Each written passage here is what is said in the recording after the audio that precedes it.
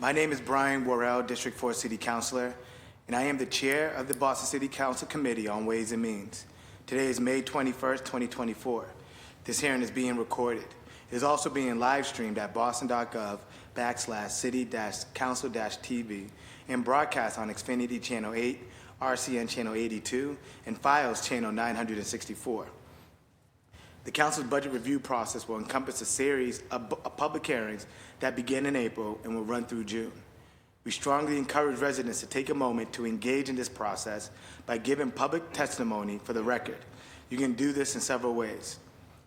1, attend one of our hearings and give public testimony. We will take public testimony at the end of each departmental hearing and also at 2 hearings dedicated to public testimony. The full hearing schedule is on our website at boston.gov/council-budget. Our next scheduled hearing dedicated to public testimony is Tuesday, May 28th at 6 p.m. You can give testimony in person, here in the chamber, or virtually via Zoom.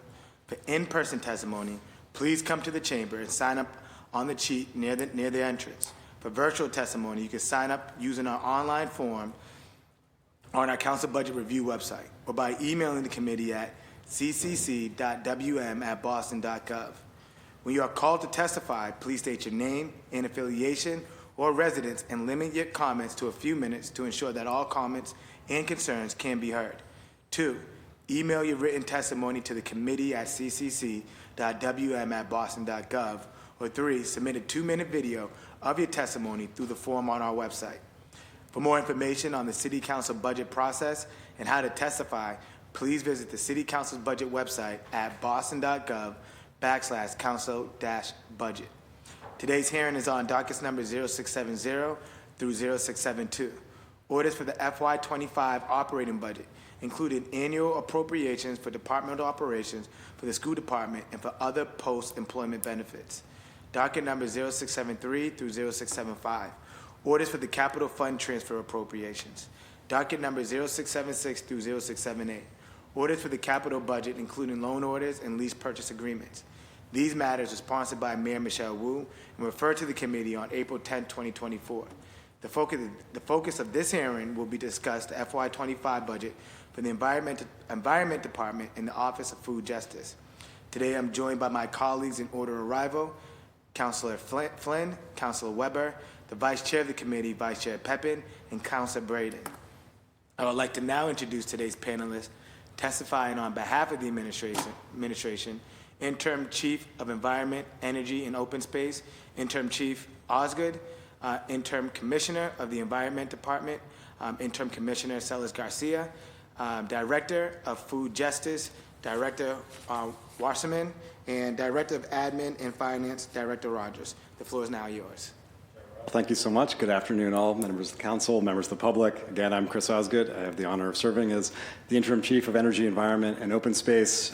This is a cabinet that had the great fortune of being led by Reverend Mariama White-Hammond until last month, and next month, Brian Sweat will be stepping in as our new Chief of Energy, Environment, and Open Space, and as the city's first Chief Climate Officer. This is a cabinet that has been advancing the vision of the mayor, a vision to make sure that we are advancing an energy transition, increasing decarbonization, improving coastal resilience and climate resilience broadly, and doing all of that work on a foundation of environmental justice. I'm joined here, as the chair said, by a set of colleagues, both on the panel and in the stands. That includes Stacia Rogers, our Director of Administration and Finance, the Mayor's Green New Deal Director, and our Interim Commissioner for the Environment Department, Oliver Sellers Garcia, and Elisa Wasserman, our Director of the Office of Food Justice. Also with us today are Alice Brown, our Head of our Environmental Quality Division, Hannah Payne, the Head of our Carbon Neutrality Division, and Shalia Rather, who's also on our Administration and Finance team. Overall, as you know, the budget the mayor has set forward is a budget that very much focuses on how we make the city of Boston a home for every single person. That is fundamental to what this cabinet does and fundamental to the budgets of the 2 departments we're talking about today. For the Environment Department and their roughly $5 million operating budget, they are focused on the sustainability of our city, the resilience of our neighborhoods, the health of our families, and the quality of our open environmental spaces across Boston. And for our Office of Food Justice, they are focused on making those systemic changes that make sure that our entire food system is more sustainable, more equitable, and more accessible to families across our city. So I will turn it over first to Oliver and then to to Eliza, who will talk through the work that's laid out in our FY25 budget. Great. Thank you, Chair, Councilors, and Chris. Again, my name is Oliver Sellers Garcia. I am the Green New Deal Director in the Mayor's Office, and I'm serving as the Interim Environment Commissioner for the last 4 weeks. And as you know, this department holds really key ongoing functions on environmental protection, energy and climate change, as well as a host of new and special initiatives on climate change. Fiscal year 24 was a really strong year in continuing this work. This budget includes a few changes, including the move of some Green New Deal roles from the Mayor's Office into the operating budget, as well as some investments in a climate action plan update and wetlands ordinance, as well as some capital resilience projects. This has been, as I mentioned, a great year for moving forward on the climate agenda from the Environment Department. Too many highlights to mention, but I would like to note, for example, advancing the implementation of BERDO, Boston's really cutting-edge building performance standard, launching a host of new resilience and natural resource restoration projects, the important and cutting-edge work of renewable energy installation and procurement and energy efficiency, as well as bringing in a number of grants to support this work. I would like to say, before handing it over to my colleague, Director Wasserman, that I couldn't help but say, in my role as Green New Deal Director, that this is not the only portion of the budget where you will see climate work represented. In fact, it's all over this year's budget. So you'll see in hearings that you've had and ones forthcoming, and of course in the book, really a number of different cabinets leading parts of the Green New Deal agenda, which is really the initiatives that are at the intersection of climate justice and livability, and you'll see those in a number of different places. This is a department that is at the core of this, and I very much look forward to answering your questions and, of course, providing follow-up information to your questions related to that. All right. Good afternoon, Chairman and Councilors. My name is Eliza Wasserman, and I'm the Director of the Office of Food Justice. Thank you so much for taking the time to meet with us, and I'm excited to hear your questions and connect with you over the course of the coming fiscal year. So the Office of Food Justice's mission is to build a food system that is equitable, resilient, sustainable, and just. And over the past 2 years that we've been the Office of Food Justice, we've begun to build out a broader scope as we are part of the EEOS cabinet, while continuing to maintain our core focus on addressing food access in the city, while weaving in the systemic change goals of our office to impact the food system at local, national levels and beyond, while we address the food system's climate impacts. I just want to really quickly thank the OFJ team because, in particular, after restructuring our team last year, we were able to hire several positions, and we now have 6 permanent staff, which is exciting to move into FY25 close to our full staffing.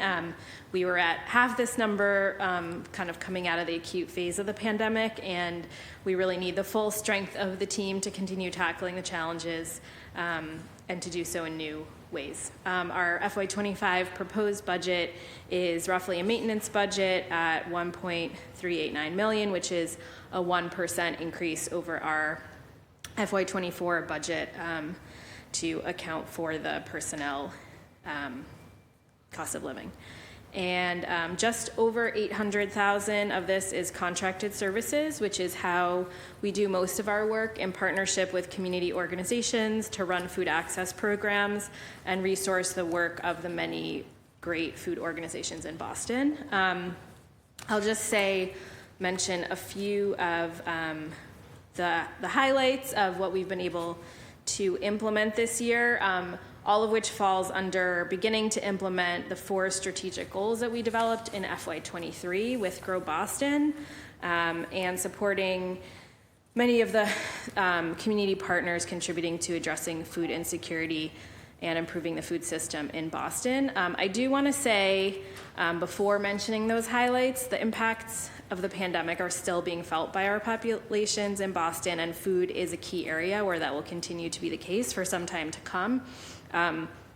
Just yesterday, the Boston Globe had an article that did highlight specifically how much shoppers in Boston have seen their grocery bills rise considerably faster than other metro areas across the country, and faster than overall inflation. And so that is one of the things that has informed the strategies that we're pursuing and the way we work with dozens of partners across the city.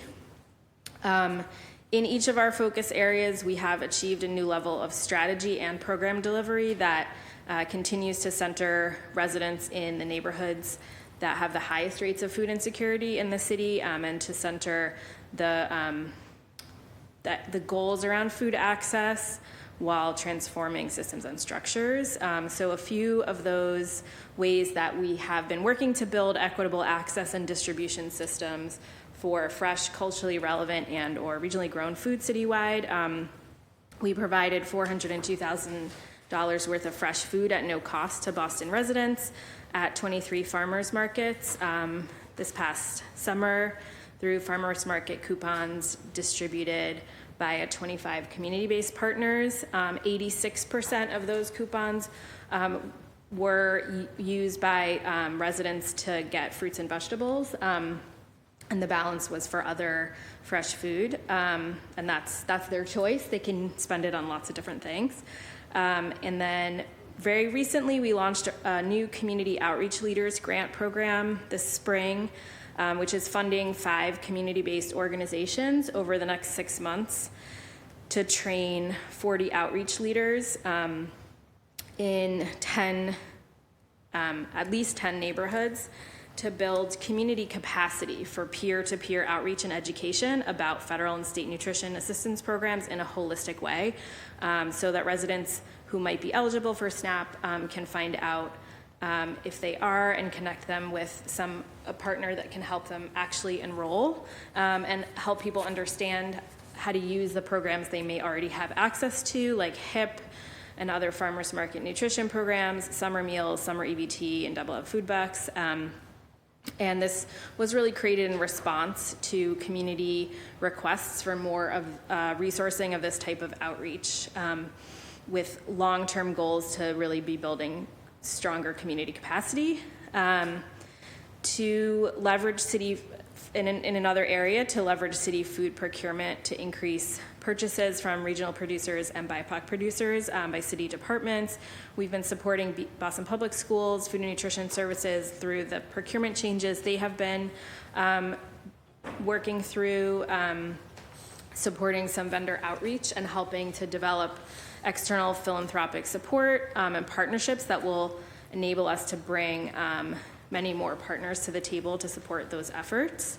And then finally, because of the statistic I mentioned earlier, the quote, because we know that the need for fresh, perishable food in many of our neighborhoods is a major challenge, and how much that need has sustained and increased. We are working to understand what the city can do to identify system-wide strategies to scale up the rescue of surplus fresh food safely in Boston. This past fiscal year, we partnered with the Natural Resources Defense Council to complete a food waste audit, and are in process currently of conducting a food rescue assessment to determine the best ways the city can implement strategies to increase recovered food. And when we complete this assessment in July, we expect it will help us determine the best ways to meet our goals of increasing food recovery from public and private institutions, and strengthening pathways to connect food insecure residents who would like to access fresh, healthy, rescued food. And in the meantime, working on that, thanks to the support of council repurposing ARPA dollars, we are supporting a group of community partners to develop collaborative food distribution hub to support citywide fresh food storage and distribution. That is in process. In FY25, we plan to do a number of things that will strengthen and build on that work.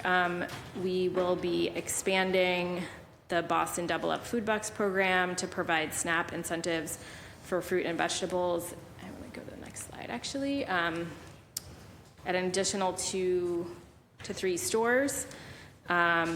We will be beginning and completing a collaborative planning process with farmers markets, farmers, residents who receive or participate in food access programs, and community organizations to determine a sustainable model for the city and these partners to address affordability at farmers markets beyond the current round of ARPA funding that has enabled us to distribute farmers market coupons for the past 3 years, including this coming summer, and to help develop strategies to support farmers markets, particularly in communities of color, to better meet community needs. Along those lines, also looking at through that process, what strategies the city can implement to increase the number of local farmers selling fruits and vegetables at farmers markets throughout the city, particularly in communities of color. And we will be fully implementing the Good Food Purchasing Program across city agencies and developing a community advisory council as part of that process, and partnering with anchor institutions and Boston Public Schools to support development of shared values-based food purchasing metrics. And lastly, we will be continuing our partnership with Grow Boston to identify low-income households to receive several hundred additional raised bed gardens. That has been going on for the past year, and will be continuing for the next 2 years. So we continue to balance responding to needs that the broader system of food access organizations in Boston has, with building new ways that we can respond to some of the rapid response issues that have come up, including supporting coordination of the city response to rolling out the new federal summer EBT program, with balancing that with these longer term goals. So I just want to thank you again, and look forward to talking with you further. Thank you. Want to acknowledge that Councilor Mejia and Councilor Fitzgerald have both joined us. Now I'll turn it over to my council colleagues for first round of questions. Councilor Flynn, the floor is yours. Thank you, Mr. Chair. Thank you to the administration team that is here and the important work that you're doing throughout the neighborhoods of Boston. I also want to recognize Chris for the professional team that you have and the response in terms of getting back to residents, getting back to me with in being inclusive and doing the best you can in terms of communicating and working with us. So I want to say thank you to your team. Let me ask one question about the environment and one question about food access. On environmental challenges, what are we doing to support residents in Chinatown? They have the highest asthma rate in the city for many reasons. Certainly it's practically on 93 Mass Pike, close to South Station train, bus stop, depot, truck route from Maine to Florida, all the pollution. What are we doing to assist this immigrant community with this public health challenge? Sure, Counselor, I'm happy to take that with the caveat that I'm sure I won't be able to cover all the things that we're doing, and I will ask my colleagues to fill in and get back to you on a more complete list. But absolutely, I think you bring up the fact that this is a neighborhood that has high asthma rates and air quality, but it's also a perfect example of how all sorts of different environmental justice issues layer on top of each other. There's limited access to open space. There is heat risk that comes from that exacerbates the air quality and health problems. A number of things address Chinatown more sort of globally and indirectly with the work of green infrastructure, some of the ARPA work that has been going in for resilience, which will add more energy stability, and indoor cooling, which will improve air quality and health there as well. I think it's also worth noting that this is an area that is subject to the work of the APCC, which does a lot to work with improving air quality from mobile sources and others in the area. And I'd say that the goal is for a number of specific climate and environmental related initiatives that you'll see in this area to target the concerns of Chinatown going forward. Chris, anything to add there? No, go ahead, Chris. Just building on Oliver's comments, sort of two things that I would note. As we think about what our priority open space acquisition areas are, Chinatown is certainly on that list. And as you know, we successfully competed for a federal grant, the Reconnecting Communities grant, which essentially is targeted at exactly addressing this. How do we increase the amount of open space and address some of the air quality concerns that exist within your district? So as that work moves forward, delighted to be able to continue to engage with your office on addressing this, which has been a long-term priority of the mayor, as you know. Yeah, thank you, Chris. At one time, as you know, the South End had a large Asian community, and through the redevelopment in the 50s and 60s, many of the Chinese residents were dislocated from that part of the South End. But I do know that we applied, and I think you mentioned, we applied for that federal grant where we are able to connect neighborhoods that have been displaced, residents have been displaced. So basically connecting Chinatown and the South End, hopefully reconnecting the important Asian community in that area. But sometimes I think people forget about Chinatown, and that's why I want to highlight this issue that's important to me. And then let me stay on this issue as well. My constituents in Chinatown also have a high need for food access. As you know, many of the residents rely on food at these distribution centers in and around the Roxbury areas, the South End area, the downtown area, the Chinatown area, down towards the Copley area.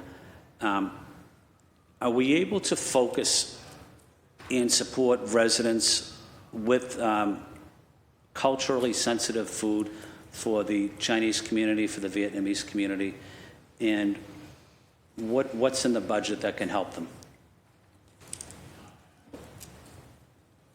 Yeah, it's a great question. Thank you. And it's one that is top of mind as we sort of build out all of our programs. So I would say that focus is woven into a lot of our partnerships. I will say specifically that's been one of the successes, I think, of the Farmers Market Coupon Program, because we had last year actually $70,000 of coupons were spent at the Chinatown Farmers Market, and their vendor sells a very high percentage of particular crops that folks in that community are looking for, and that was far and away the highest of over time, as well as the highest market sort of usage of the coupons in the city by almost double anywhere else.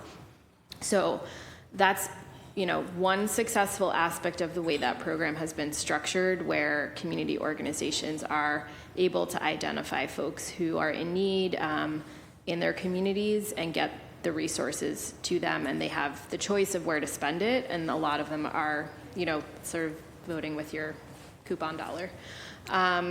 In terms of, so that will continue this year, and we're always working with markets in general across the city to identify kind of support that they need in identifying vendors that they may be looking for certain foods, and that's something we're planning to really assess through the planning process. So we will be working with the Boston Public Health Commission and a consultant to actually get input from residents across the city about what they're looking for in this type of program.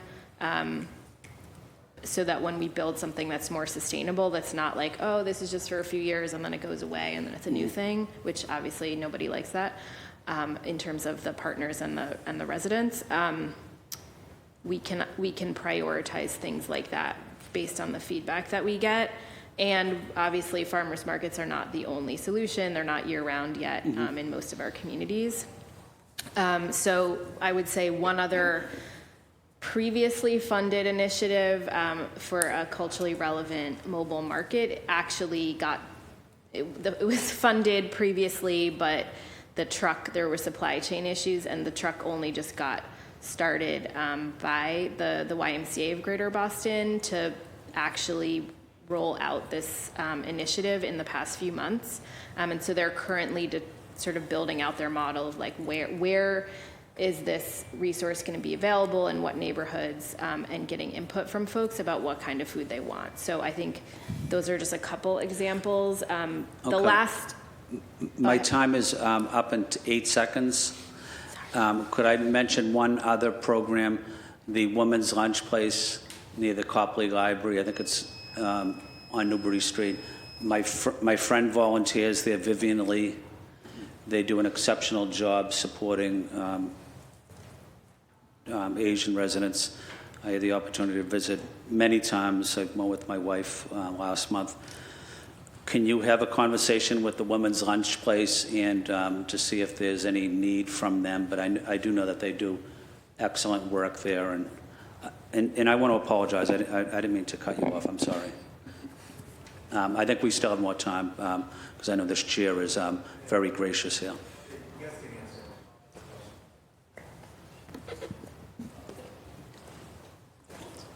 I mean, I was just going to... This is weird. Yeah, you can. Yeah.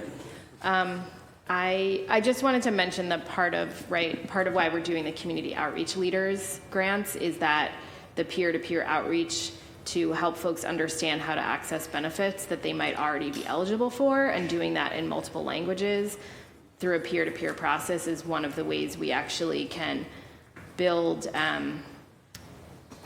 longer-term resilience to food insecurity, and help people be able to access things in an ongoing way. So I hope that it can also serve that purpose, where if someone is able to access SNAP, that they can choose to buy whatever food they want in the same way the rest of us do.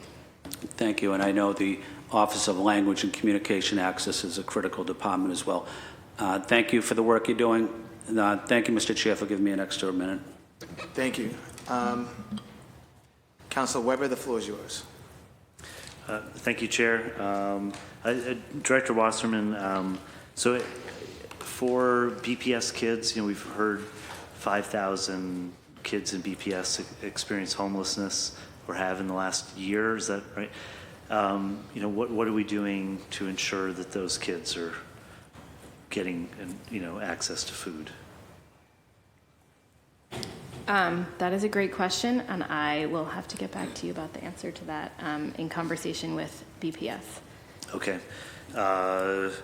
And I guess as a former community gardener for raised beds and things, I don't make the same mistakes I made, and make sure you have something to keep the bunnies away, because they'll just eat everything that you grow, and you'll hate the bunnies, and it's not their fault. But okay, so I just a couple questions for the rest of you.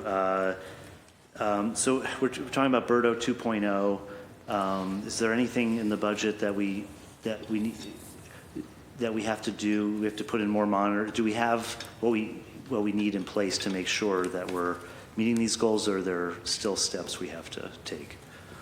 Yeah, thank you, Councilor. I appreciate the question. Birdo is, as you know, possibly the single largest lever we have for reducing emissions, and it's incredibly important. So I always appreciate any questions for Birdo. And it is well resourced in the proposed budget. There is a significant chunk for continuing implementation, as well as recently the Birdo board has approved funding to continue additional work from the Equitable Emissions Reduction Fund. I won't bore you with the details of the other funding sources, but really we feel that we are well set up to continue the core work of BERDO for this year, which is supporting property owners with developing plans and doing the work necessary to meet their upcoming reporting and 2025 milestone, the first implementation milestone. Okay, because it seems like the key is that we're making sure these buildings are reducing their emissions or not making emissions, but so we're going to know that from the monitors that they have in the buildings, right? We're going to actually have the data. Councillor, yes, the key to BERDO compliance is really being able to have property owners and managers have the data and ability to provide that data to the city. And that is the work that Hannah and her team have been doing quite a lot of and have made strides. There are still, of course, this applies to over 6,000 buildings, and there's more that need to be contacted. But this is the year-and-a-half moment, really, where all of the work that has been going into place in terms of building capacity for all those property owners to collect that data, as well as to put together the decarbonization plan. You'll probably hear me say that a million times over the next year and a half. This is the planning year, and this is well-resourced in this budget. And are there any obstacles to, again, getting the monitors in? I mean, are there smaller buildings, in the BERDO that say that are either can't come up with the money, or I don't know what you're facing out there.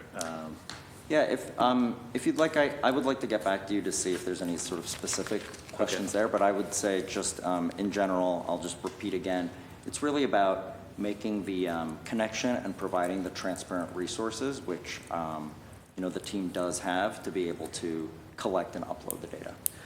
Okay, I've met with constituents in West Roxbury. They had concerns about the West Roxbury lateral pipeline, the gas pipeline that the Spectre operates. Does the city play any role in monitoring that, or the emissions, or I guess what role does the city play in, if any, in ensuring the safety and health of people in West Roxbury? Yeah, well, Councillor, good question. Because I don't like to say anything that isn't accurate, I'm going to also get back to you in writing. But what I will say is that with all infrastructure, the streets cabinets and others through the Public Improvement Commission do monitor and permit all utility work, and that sort of the baseline there is safety. Where this goes into another territory is the gas system transition, which is another question altogether. But absolutely, from the safety standpoint, I'm happy to get back to you on what exactly that process is. Okay. And does the city take any position on, I guess, the installation of more gas infrastructure? My sense is that there's more being built, that the gas companies are putting in new pipeline. Are you involved in that, or have you had any conversations with utility companies about, because obviously we want to get off that and see less of it and not more, but yeah, Councillor, well, that's it. That's like the big climate change question, isn't it? So I will I'll answer it from a few different angles to say that, from a policy level, Mayor Wu has made it, pretty clear that she envisions a fossil fuel-free future, but is very realistic about what we, the aggressive steps we need to take with all of the infrastructure that we're working with. And so one thing that I'll mention, just a couple different things related to how the Environment Department has participated. So of course, one of the key things there is to recognize that a lot of the sort of the long-term planning as it backs into infrastructure today is regulated at the state level by the Department of Public Utilities, and the Environment Department's policy team has worked quite a lot with providing comment and staying on top of the cases at the DPU that really map out that transition, where we can really understand what is going to be the regulatory framework for a transition away from new infrastructure and maintaining it. I will also say that really where we hold more power directly at the city level is in the things that reduce demand for the gas system. So from large projects such as the Franklin Field geothermal project, which are really potentially going to unlock a whole new way of engaging with the gas utilities, to all of the programs that work on energy efficiency and decarbonization in homes, really do a lot to reduce the demand on gas infrastructure. Okay, and just quickly, in terms of, we've done evaluations of tree coverage, tree canopy in my district, West Roxbury, JP. The coverage is generally good, but it's been going down, and there seems to be a lack of newer trees. Are you doing anything to address that?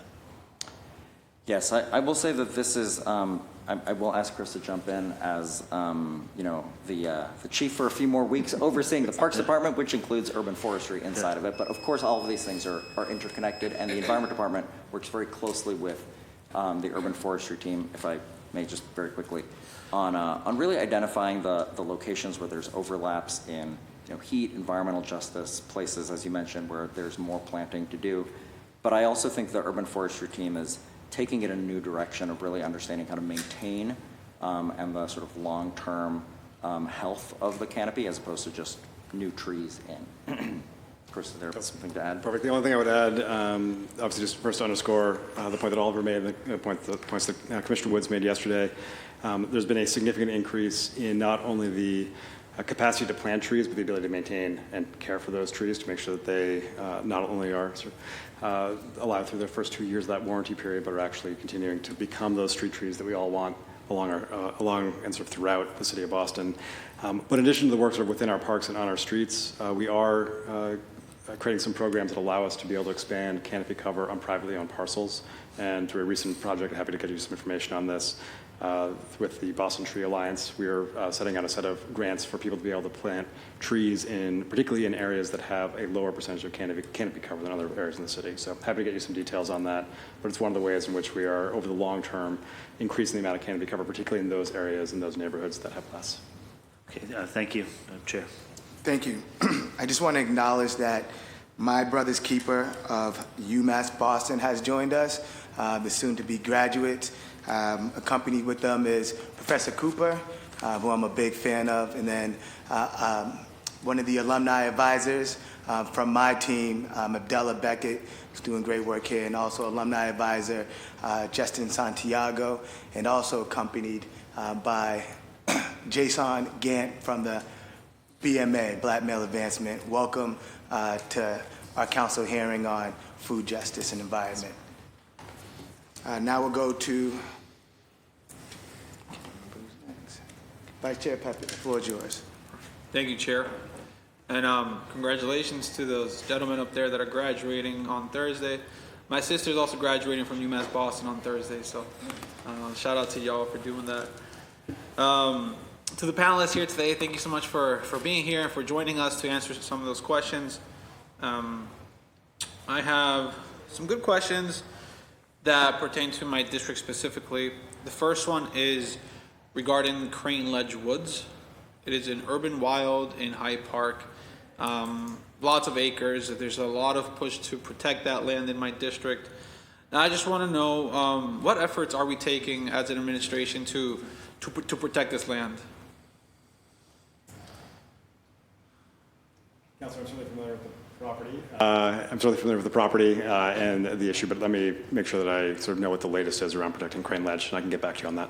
I appreciate that. Yeah, there's definitely still a strong desire from the residents in both Rosno, Hyde Park, and Mattapan as well to protect that land. Absolutely.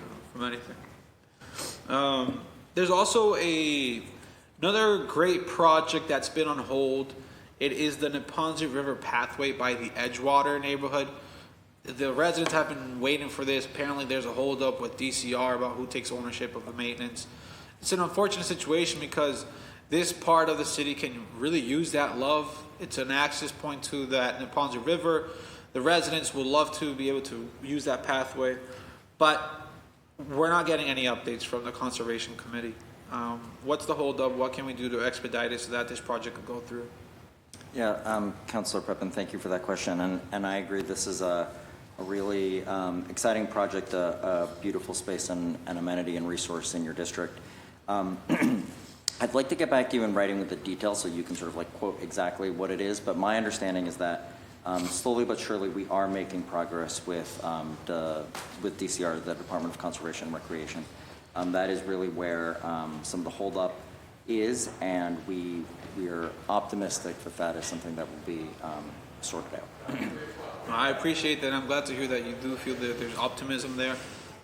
Just yesterday, I'm getting emails from residents from the Edgewater community asking me to please push for this. So if I can put that ask on you all too, so just Absolutely. keep me updated. Let me know if there's anything I can share with the residents. Absolutely. I think they'd greatly appreciate that.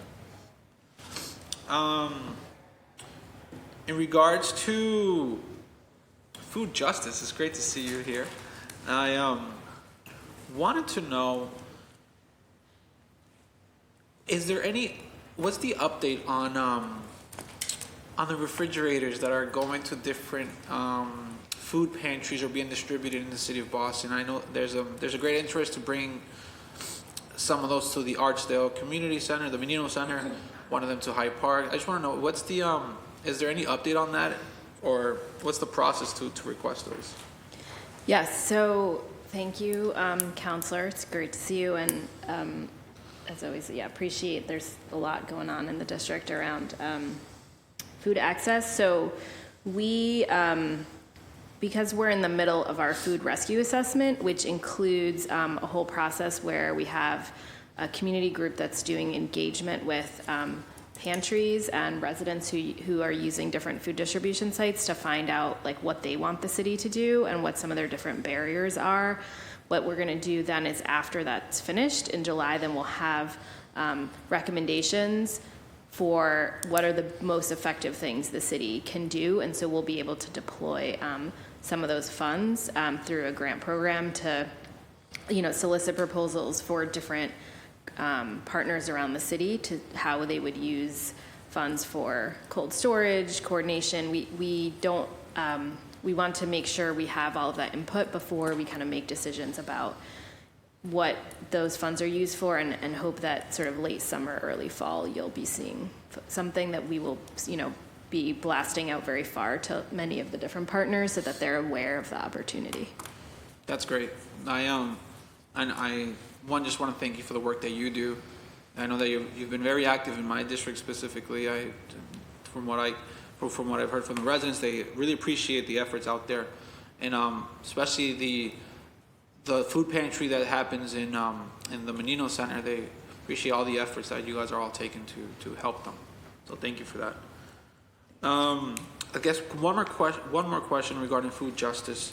I'm just curious, if a resident calls that they need immediate assistance with food, they need a gift card, access to groceries, what is the process for that? And can we, the counselors, give you guys that report? Yeah, thank you. And I know this is something near and dear to your heart because it's something we work together on. We've been working on with the Community Engagement Cabinet for quite a while. I will say that we don't currently have gift cards. We had some from COVID that we were able to support residents with that we have exhausted, and that was really for that immediate response.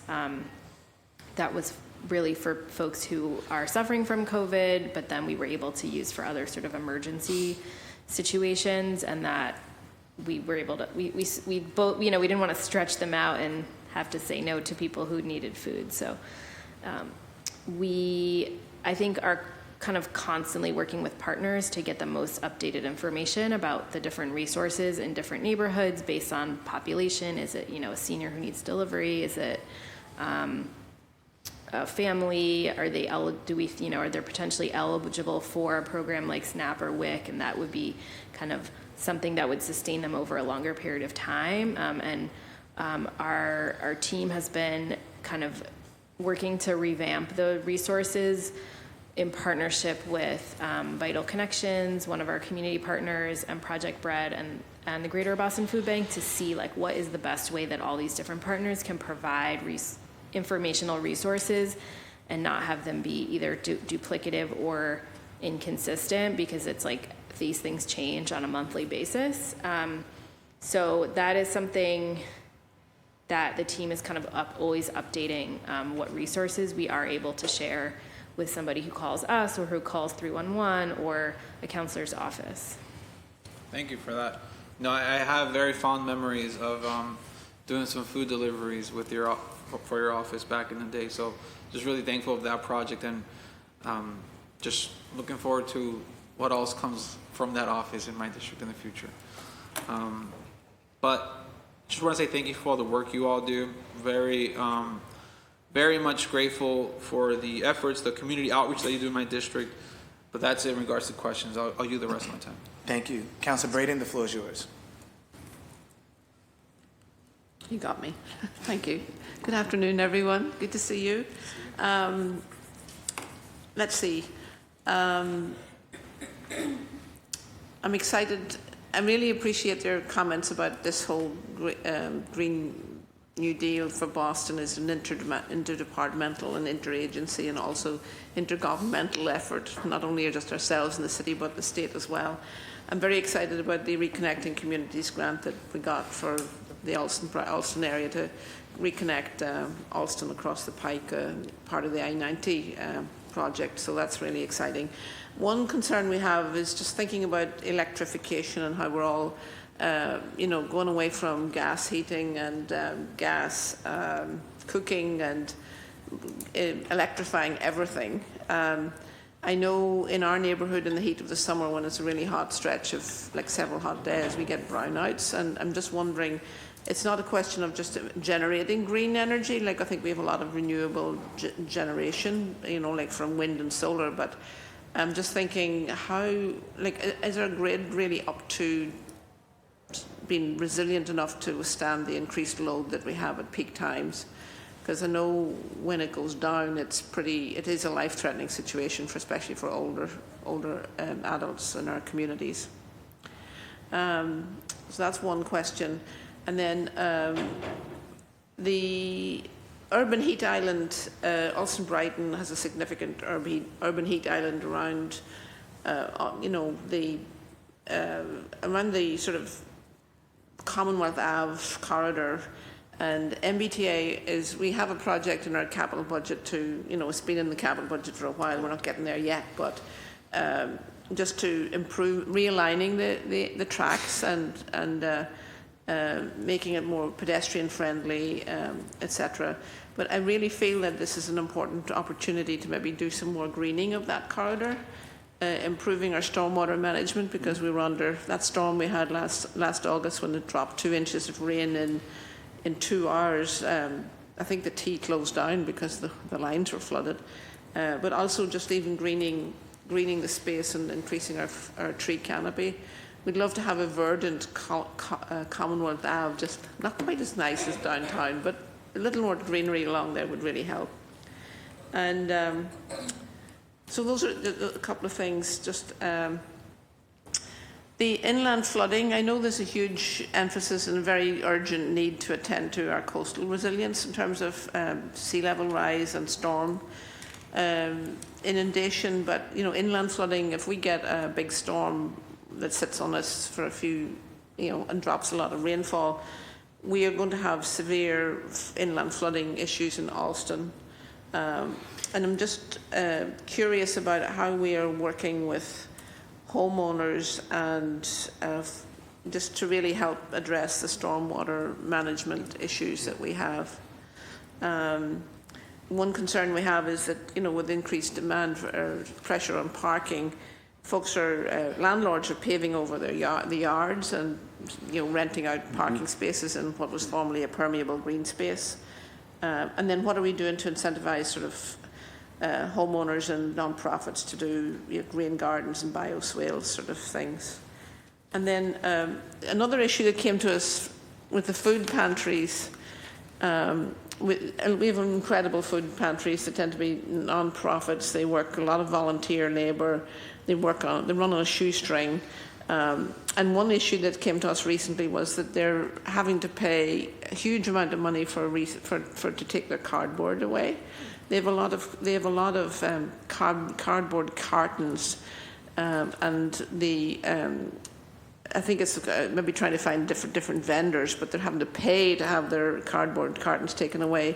They don't get any, and that's now a significant expense that already puts a stress on their limited budgets. And then the other issue is just Austin Brighton. We actually have like we have a food desert. And we have this situation where we have large numbers of elders and folks with disabilities living in close proximity to a grocery store, a Whole Foods, that they can't really afford to spend money in. It's too expensive on a limited budget. So really trying to think about ways that we can reach those more vulnerable populations. I think that's a good start. If you can answer those questions, it'll probably be in good shape. Thank you. Thank you, Councillor. I'll do my best to pick at some of these. So starting for the first question about electrification and peak management. Again, the councillors are asking all the right but very big questions, and I'll say that is one of the biggest challenges as we look long-term to see how we can increase electrification and also create a grid that has more capacity but that is also more resilient. I will say that one of the big accomplishments, I'd say, of this year, and I want to give a lot of credit to former Chief Reverend Whitehammond, is a much franker conversation with the utilities about precisely this issue, where I think the reality is that before it had been not really engaging on the problem and more kind of on a site-by-site basis or just a sort of big existential question. And really, over the last year, there's been much more work on figuring out how the city can play a role in having an equity-based approach to helping our utility providers increase, harden, build infrastructure that is necessary for region-wide electrification, but also provides benefits for the communities that are hosting infrastructure.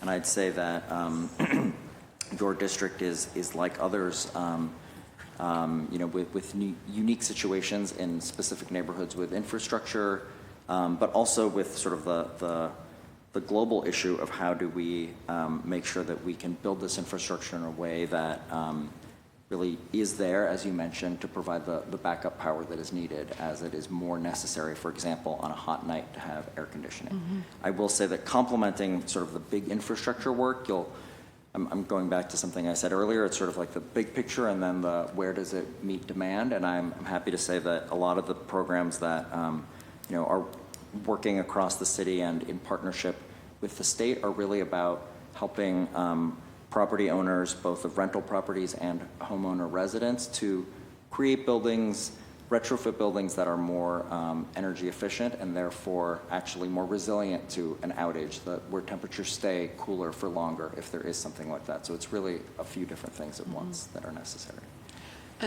Just to follow up, thinking about, we have a new plan with the planning department coming into the city, and I'd really want them to plan. Like, BPDA has always sort of been very focused on development, and we're not necessarily doing the math on exactly, okay, all this development, millions of square feet's happening, but what are the increased demand on our utilities and what vulnerabilities are we not addressing? So I'm hoping that when we have this really integrated conversation with our new planning department as a city department, that I'm not saying they were always way out there and didn't talk to us, but I don't think we really integrated those conversations to the extent that we need to, and with the challenges we're facing. Appreciate that. Councillor, I'm happy to add some to your second, third, and fourth question, Eliza, if you want to get to the food justice question. But just to add to Oliver's comments about Urban Heat Island. First, happy to go through the ComAv. I think it's phase 3, sort of design with you and the streets team and form that connection broadly. As you know, as we think about climate resilience, to your point, it's not just about sea level rise and storm surge, it's also about extreme heat and extreme precipitation. So with great credit to Zoe Davis on the Climate Ready team, there's a set of things that are going to be coming out over the course of this summer, including some green roofs on some targeted bus stops throughout the city of Boston, which should be helpful on the ComAv corridor, some pop-up misting stations, some additional work at BCYF centers, all to be able to sort of address urban heat island issues across our city and in your district. On inland flooding, I know there's some very localized work that is impacting your district. That is part of the reason why the mayor created the Office of Green Infrastructure and appointed Kate England to lead that group. That budget has been increased so that we're not just sort of reviewing designs with that as a lens, but actually building more green infrastructure across our city. And there's some specific work I'm happy to follow up on in your district around that.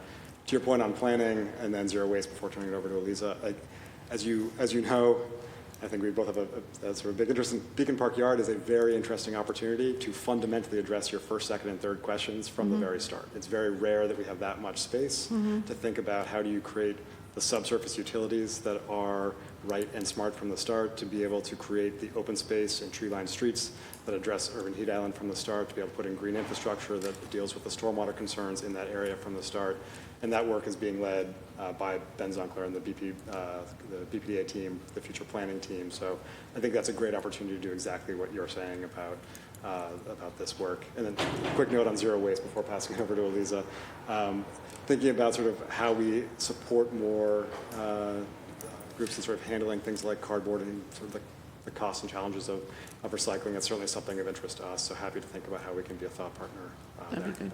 I'll pass over to you. And I'm really looking forward to sitting down with you and having a conversation about all of this, Chris. Totally understand. Thank you. And one quick dot just to connect. Sort of your question around stormwater also does connect back to Councillor Mejia's question yesterday on stormwater fees. A lot of the intent of the stormwater fee is to be able to invest in the infrastructure that is exactly sort of at the source of the pain that residents are feeling across our city.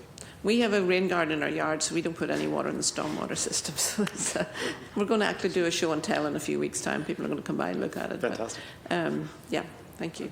So you should be eligible for a waiver. Yeah, it's I'm joking. $8 a month. No, I'm joking.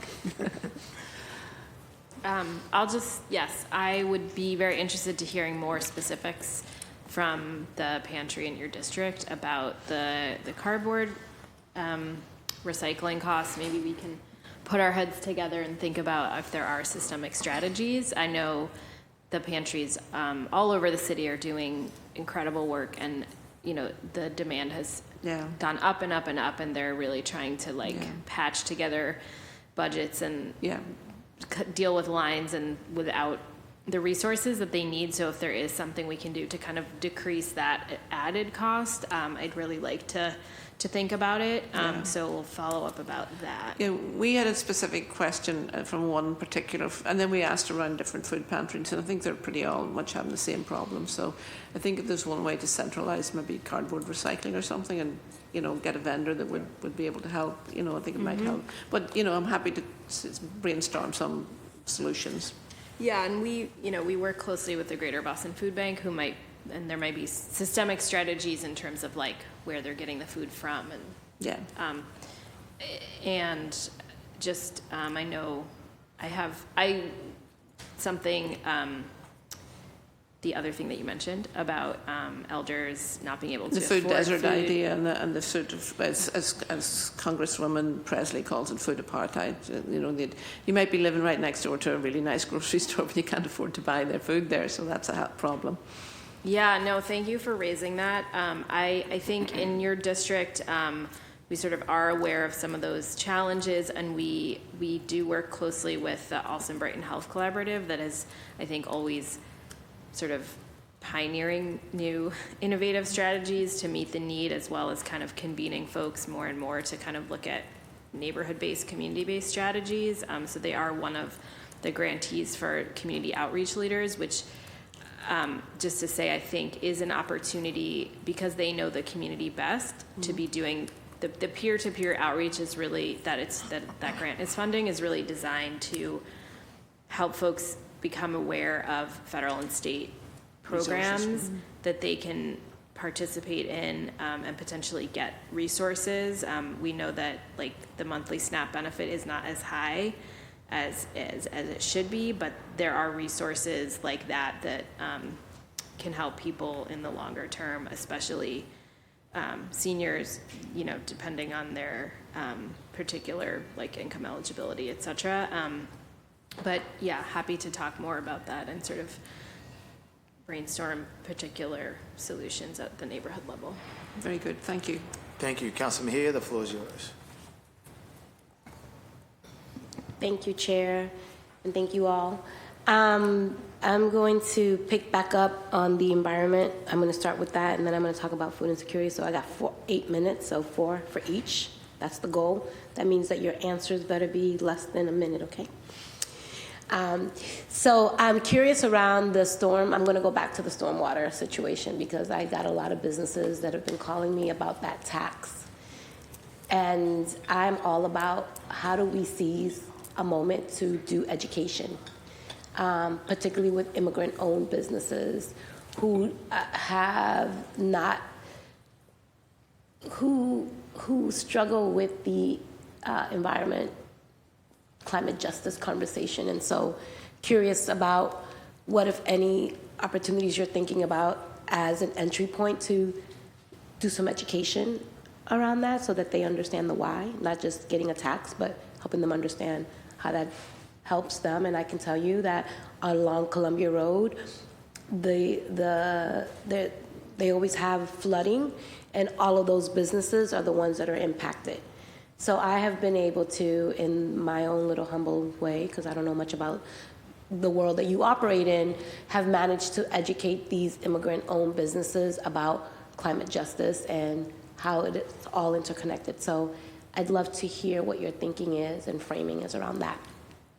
I'm also curious around, I want to stay on that space around education and engagement. I feel like when we're talking about climate, it feels so much bigger than folks who are every day like trying to juggle to put food on the table, you know, where we're talking about environmental justice, and we have people who are living in conditions in BHA that are just not fit for anyone.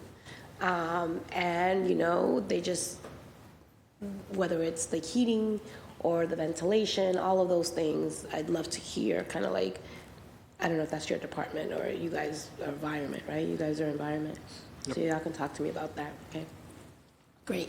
I'd like to hear how that looks in your world. And then in regards to the food justice, I really love that being food justice, because when I think about access, it's not just around growing. I don't see it that way. I think that there's, when I think about access and food and just, I feel like we have an opportunity to expand that language. I'm curious, I have some specifics here. The East Boston Soup Kitchen, Community Soup Kitchen is here in the house always. They've been around since 2016. And I'm curious about the role that the city is playing in filling in the gap for supporting organizations that are providing culturally competent foods. And I appreciate the food bank, and I appreciate all these other spaces and places, but there's something to be said about food distribution and initiatives that have a culturally competent lens to it. So I'm curious what investments you all are making in that space. And in regards to food justice, I'm also curious, this past winter, I know that there were several farmers markets that were operating, and I went to visit a few just because someone said to me, hey, during the winter, there aren't any coupons, and they're only provided coupons during the summer. And so I leveraged my network and I did a little bit of matchmaking, and I found some ways to fill that gap in the winter. And I'm curious if there's any appetite, no pun intended, to have some coupons for the winter farmers markets, even if it's just a pilot, because people are hungry all year round, not just the summer. And I think that if there's even $50,000 that we can set aside or whatever it is, I don't know, but I'd like to hear from you what that could potentially be. I think that it is worth us looking into. I know Codman Square was the one that Cynthia, who runs the Codman Square Farmers Market, was the one who educated me on this, and I am here to bring the people's voices into the chamber, so I want to give her credit for inspiring this thought, and I think it's worth asking you all what you're thinking about in terms of standing in that gap. And I have 3 minutes. Go. Thank you, Councillor. Those are wonderful questions, and thank you for the work that you're doing to implement this work. I appreciate the challenge to keep the answers succinct, so let's see if I can do it. For the stormwater fee, this is a program that is run from the Boston Water and Sewer Commission, but with enormous support from the Office of Green Infrastructure, which is in the Streets Cabinet. But I will take the liberty of saying that the Green Infrastructure Director, Kate England, has a lot of outreach and education and programming in the works and planned to support Boston Water and Sewer on that fee, which I would rather call the stormwater utility, including grant programs to help property owners be able to put in green infrastructure, which is obviously great for them, but also reduces the fee. For your second question related to folks not finding themselves in the climate agenda because of their day-to-day concerns. And that resonates very closely with me. I'm putting on my Green New Deal director hat to say that is really the Wu administration's focus on climate action, is really how does climate action improve your life on a day-to-day basis. So many different programs that we have go at that, but I just want to give you 2 examples. One, which I'm sure you know very well, community choice electricity. It reduces greenhouse gas emissions overall, but really what this does is lower utility bills for residents directly, and that's something they can feel. Something new that we'll be doing is a program to replace gas stoves with electric and induction stoves, which provides for a much safer environment for cooking, much better air quality, and it's something that also reduces greenhouse gas emissions. But for folks in their day-to-day life, it's a new stove that works great and keeps their apartment cleaner. Thank you. I have follow-ups, but we'll go to the Okay. food justice. I will be brief. So we're totally on the same page about goals, so thank you for raising both of these. I would say we're striving to embed both of those things in everything that we're planning. So one, for supporting culturally competent food provision. I think when we are able to deploy the ARPA funds for cold storage and coordination, that will be an opportunity to get folks the sort of equipment and infrastructure that will allow them to have more fresh food, which is one of the things that folks are constantly looking for. And I guess East Boston Community Soup Kitchen, because of ARPA funds that Councilor Coletta was able to get for us, that did help us to kind of pilot that type of direct grant that supported culturally competent foods. Winter coupons, we weren't able to do it this year due to sort of like the operations of that type of a program. We have in the past, and we would, now that we're at full staffing, we would like to do that in the future, and we'll be including questions about that sort of thing in the planning process to determine what comes after this year's program so that we can get towards more year-round. Councilor, could I follow up, please? Yes. Thank you. I want to go back to the East Boston Soup Kitchen because I think you mentioned something that I just need some clarity around. I was really trying to get at, because I understand the ARPA, I actually second and was really supportive of that amendment. But I'm curious in terms of long-term and infrastructure, right? Because this is what I feel we struggle with the most, is that we have these organizations who are on the ground doing the work. We provided a Band-Aid, if you will, now with ARPA funding gone. Like, what's the plan sustainability in supporting these organizations beyond the opera funding? Yeah, so that's one of the reasons we are trying to invest dollars in cold storage, because that's something that, right, like food you need to keep purchasing it over and over again, but if we can support sort of the infrastructure for community organizations around the city that allow them to do sort of a better job and more of the work that they're already doing in a way that is, yeah, sort of sustainability, the efficiency of like, if you have a freezer, you can buy things at a lower cost than if you don't, as an example. So that type of thing is what we are investing the new ARPA funds in. Okay, so I'm gonna wait for my second round of questions. Awesome. Thank you. Council Fitzgerald, the floor is yours. Thank you, Chair, and thank you, panel, for being here today. I guess the most important thing I want to bring up is coastal resiliency. Like District 3, we've got 7+ miles of coastline. There's a lot of development coming up.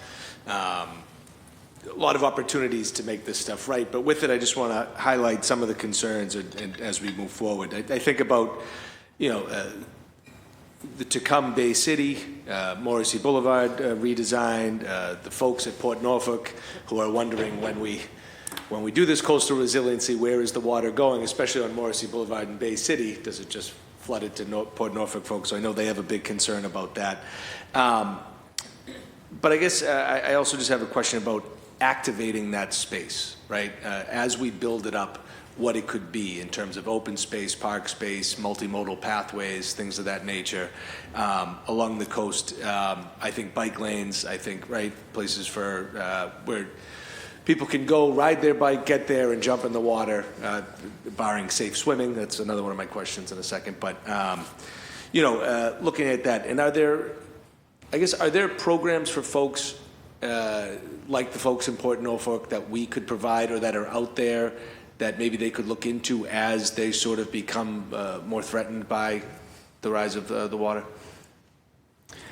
Councilor, thank you so much for that question. Happy to sort of walk through a set of different pieces around that. First, I'm mindful that Chief Sweat, one of his priorities is thinking about how we create an Office of Climate Resilience broadly so that we can even accelerate more of the implementation of this work, building on the good planning work that has happened already.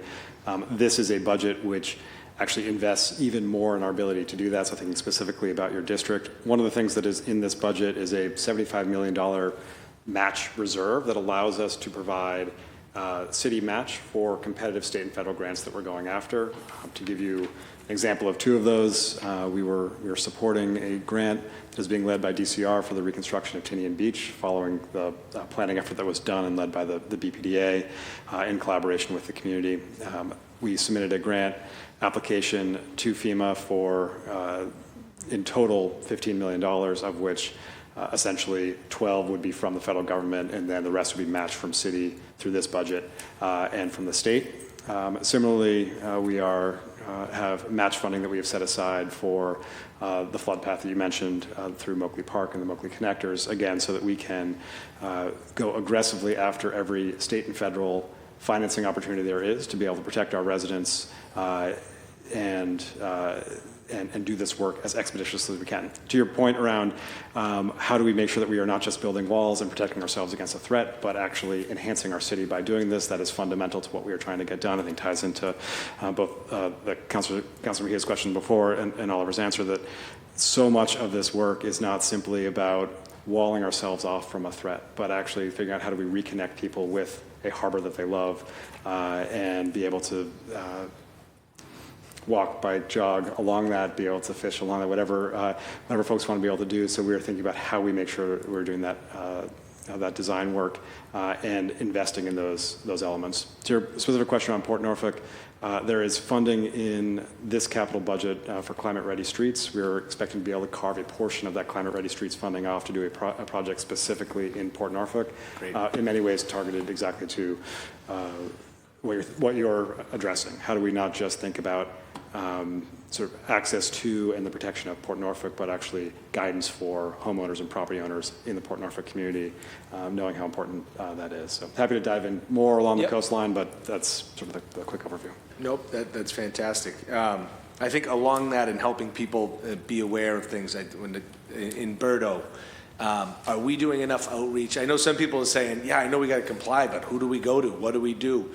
Do we have those, are we doing enough there that people understand now what it is they have to comply with and who they need to go to, see, talk to, so that they are doing it properly and keeping up to code with us and also keeping it as efficient for them as they can as well? Yeah, Councilor, that's a great question, and this budget definitely provides for that. So I will note that the final Birdo regulations were approved at the end of the last calendar year, so it's really only been a few months that the full information is there to answer those questions with essentially zero ambiguity. And so the funds in this budget and some of the other funding that I mentioned earlier in this hearing really go largely toward building up a help desk where property owners can call and understand for their specific situation what they need to do on reporting, on compliance, and I would say most importantly on starting to work on the plan to implement what is going to work for their building and reduce emissions. Great. No, that's awesome, because I know it's a big investment for a lot of folks, and the missteps are always expensive, right? So if we want them to comply, we want to give them the best path forward, so I appreciate that. To the clean swimming water, I think Dorchester Bay, Tinian Beach, places like that, are there things that the city can do? I know that, especially in that area specifically, there's a lot of different departments and it's a lot of who's claiming what, right? But I have some constituents that go swimming there daily, and I have some constituents that say, if you do so, do not plan to live that much longer due to the contaminants that are in there, both from being the proximity to the highway, the yacht club that is in there, and just the water flow only going under the Beads Bridge doesn't get the, you don't get the best. So what can we do? What is being done? Maybe I don't have a great history of that, and if so, what can we possibly do under our purview that I could advocate for?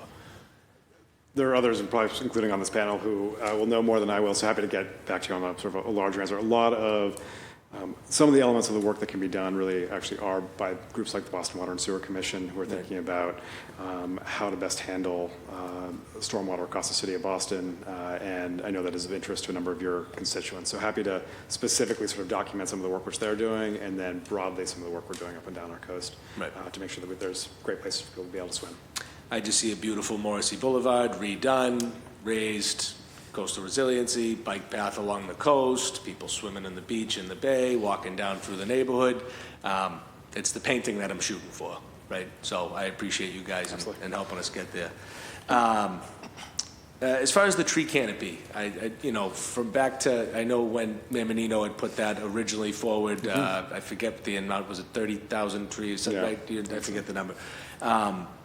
But I know with so much development coming into Dorchester, and it's only going to be more up Morrissey, up Dot Ave, and as trees continue to get taken down for development, is it still, are we supposed to do, is it one-to-one replacement of a tree? If someone is to take down a tree, they have to replace it?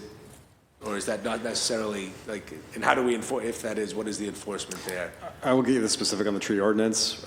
Commissioner Woods would be able to answer that far better than, unfortunately, than I could. But combination of the work that Parks is doing, the investments to sustain the canopy that we already have, and then obviously those investments in both new trees on private property and new trees on public properties that we're looking at. So happy to get you a more extensive answer on that. No, thank you, sir.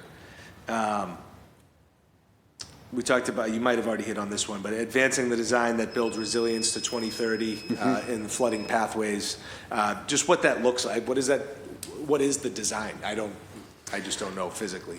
So with a lot of credit to some folks on the Climate Ready team in the Environment Department, as well as folks within the Planning Department and other places, we are putting together designs in collaboration with the community for roughly a dozen locations across the city of Boston, that many of which are experiencing flooding today, and all of which are places that with 9 inches of sea level rise, the amount of sea level rise we expect by the 2030s, that we would have inundation into the neighborhoods from storm surge and sea level rise. What that specifically looks like may vary depending upon sort of the nature of the existing coastline today. So in a place, for example, like in East Boston, adjacent to Belle Isle Marsh, where you have the opportunity to think about how you protect and support an adjacent marsh, it might look like one set of designs. It may look very different in a downtown context like Long Wharf, and it may look even more like an expansion or an extension of Tinian Beach So happy to get you some of the specific designs for each of those, but we are in all cases trying to be not just protecting against the threat, but actually working with the community to enhance the quality of being on the waterfront as in the work going forward. Great. Chair, if I could ask one summarizing question, please, and thank you. The climate action plan process, that's the goal of FY25, right, to kick that off. Could you just say, you don't need to go into it deeply, but just could you quickly summarize the key steps or milestones there? So if I'm out advocating and people ask me what's being done, what can I say that this climate action plan is, the top 3, 4 key components of it that we're shooting for? Sure. What I will say is, sort of thematically, I think it's pretty clear that what we need to address is, decarbonization, energy transition, and resilience. That's something incoming Chief Sweat has talked a lot about. But I think the big shift is that in the past, cities had the responsibility to do climate action plans to document the information and raise awareness and get work started.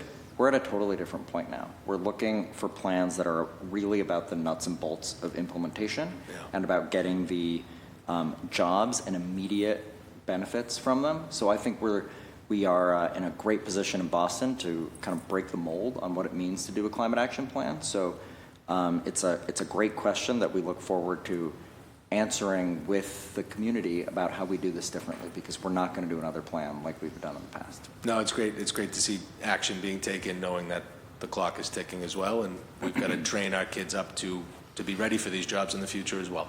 So I think it is a great job creator. So that's awesome. Thank you, Chair. Thank you, panel. Thank you. Just have a few questions. A lot of my colleagues have asked the questions that I have written down. One is a financial question on contracts. Honeywell has a contract for $144 million for over 28 years. What is it? Can you expand on that question? By what do you mean by? Yeah, like what's the contract for? Yeah, so basically the Honeywell contract is to basically make sure that the city is saving on efficiency, and how that works is that it addresses us saving on electricity costs, and what happens is that we do get incentives from that goes into the environment budget. Well, it won't go to budget like we can access, but goes back into the city budget. We basically pays the BPS buildings, the library buildings for their energy bills. Got it. Thank you. And I just want to go on record advocating for Cynthia Lesh and the Dorchester Common Square on all the work that they do, the Common Square Farmers Market, making sure that they have the coupons, the resources to be able to provide healthy food year-round. And with that, we're going to move on to public testimony and then go back to my council colleagues for a second round of questions. When you hear your name called, please come down to one of the two podiums. State your name, neighborhood, and or organization affiliation. Please speak into the microphone, and please keep your comments. I'm going to give everyone 3 minutes and 30 seconds. Sandra, followed by June.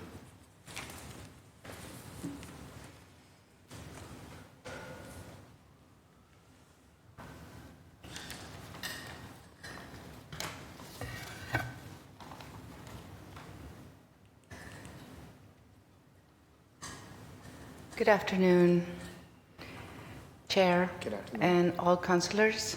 Thank you for the opportunity to give me this opportunity to testify.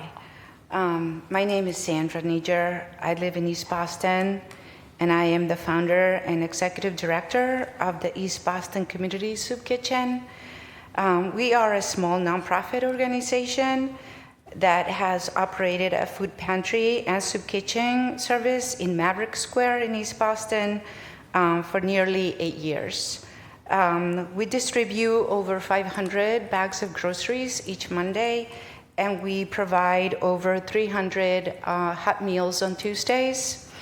Our weekly soup kitchen service is a lifeline for homeless individuals, recently arrived immigrants, and others facing food insecurity.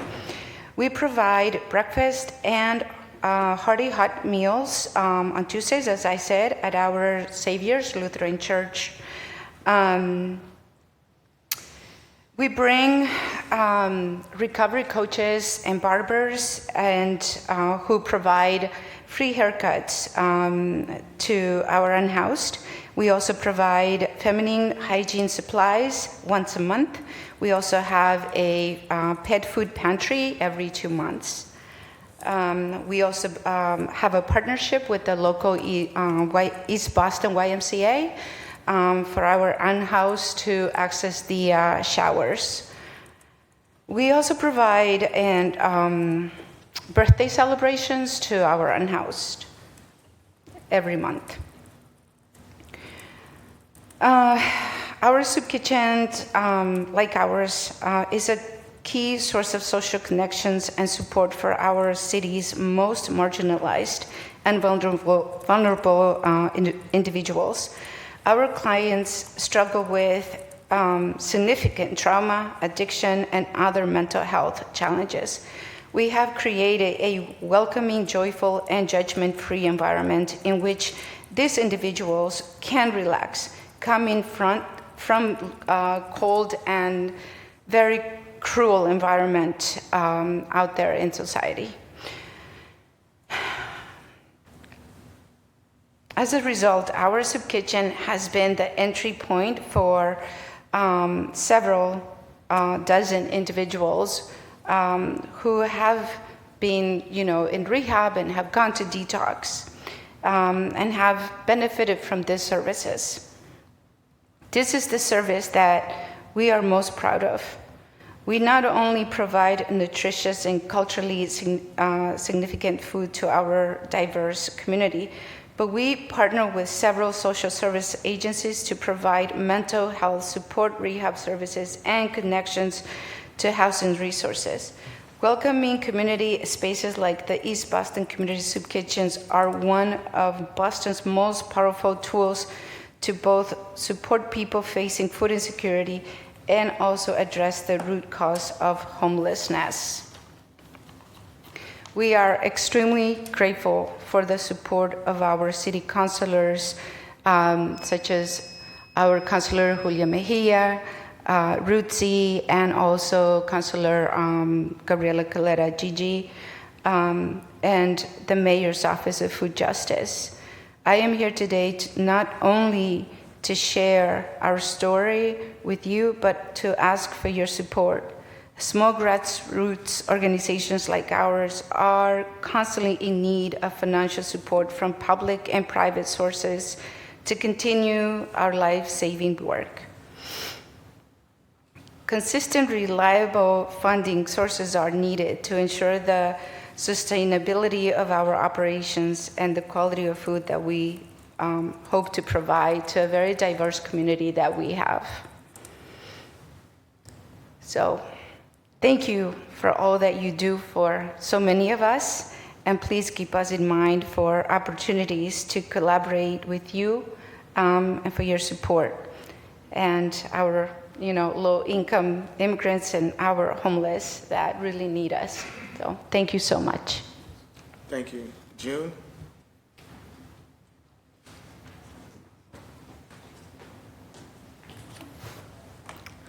Hello, and thank you, Chair, the councilors, the Environmental and Food Justice Department. My name is June, and I am a staff member at the Emerald Necklace Conservancy, a nonprofit that stewards and restore and improve the 1,100 acres of the Emerald Necklace. Before I comment on the docket, I just want to give a shout out to the Dorchester Food Co-op that opened last year, and a new farmers market that will happen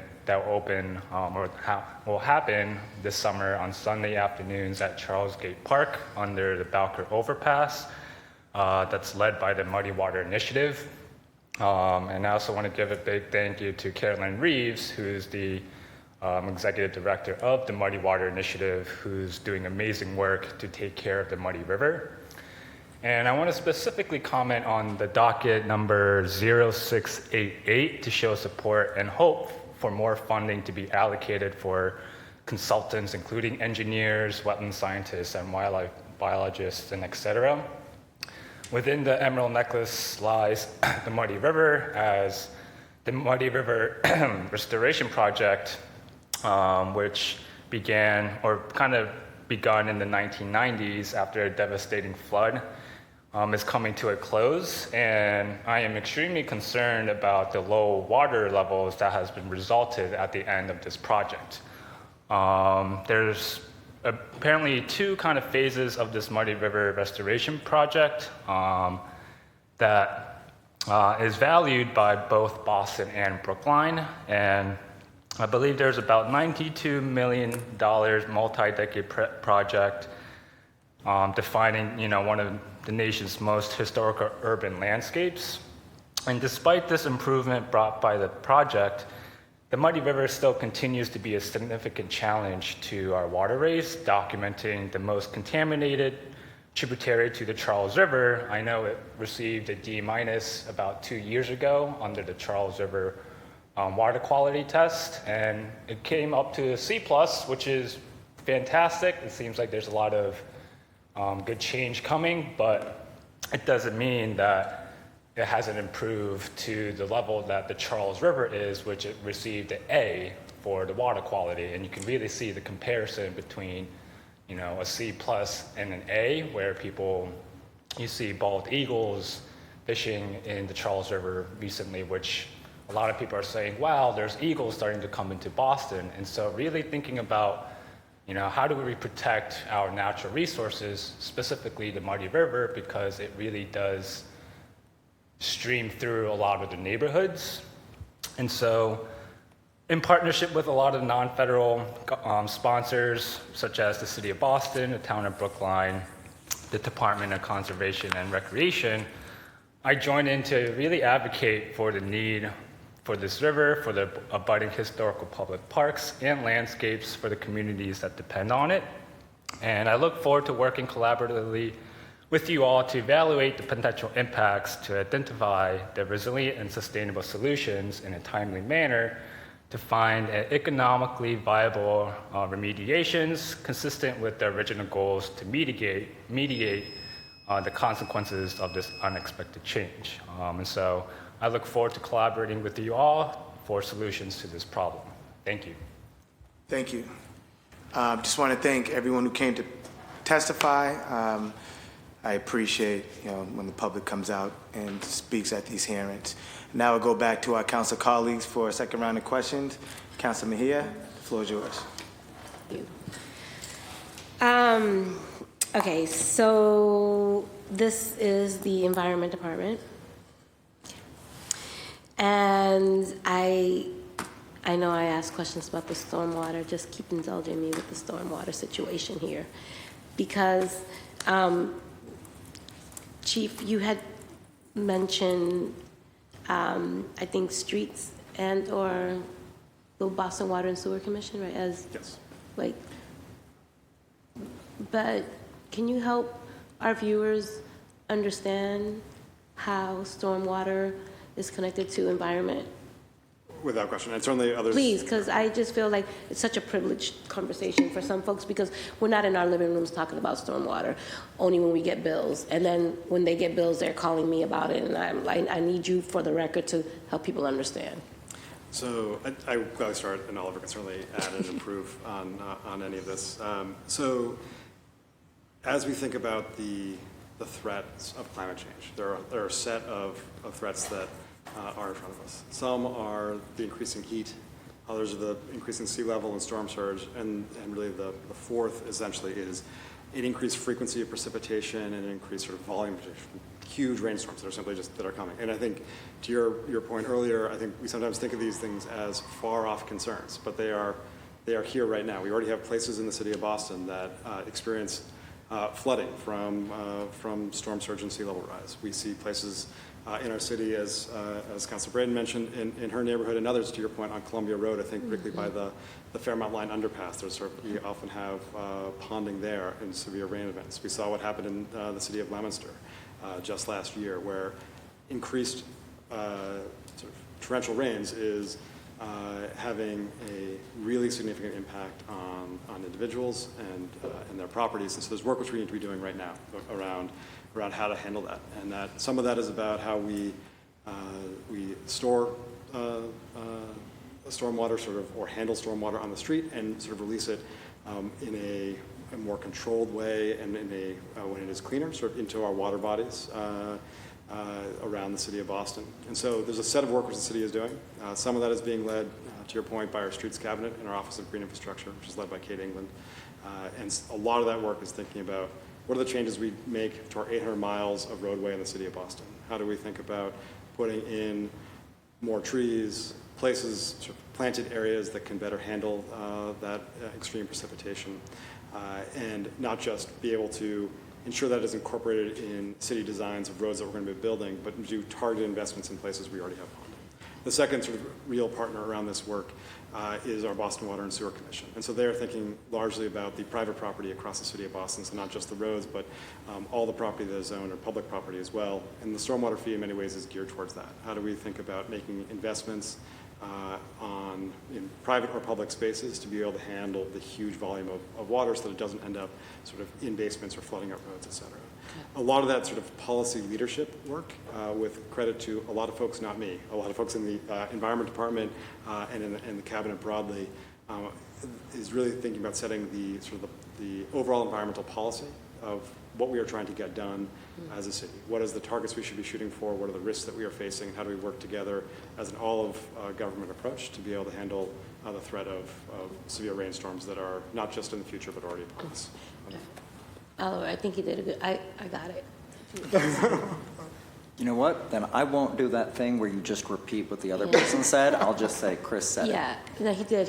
And I have to experience something so that I can understand it. So I was invited, I forget who it was, but it was somebody who works for the city, to a stormwater something. And they had volunteers. This was in Hyde Park.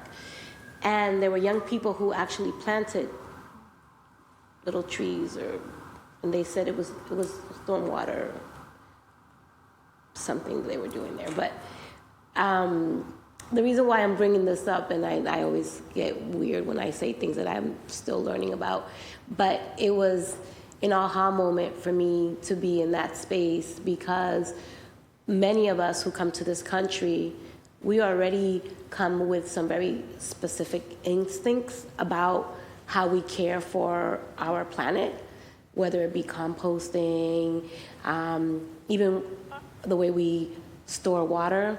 There's these big jugs of, I don't know what they're called, big jugs, where all the water goes into, and then, different parts of the Dominican Republic, they utilize storm water in different ways to recycle, right? So that, I'm going to assume that that is what you all are working towards, right? Is there, yeah? So there's a whole, again, there are Yes. people who are much better experts than I am on this, but a sort of an example that related to that.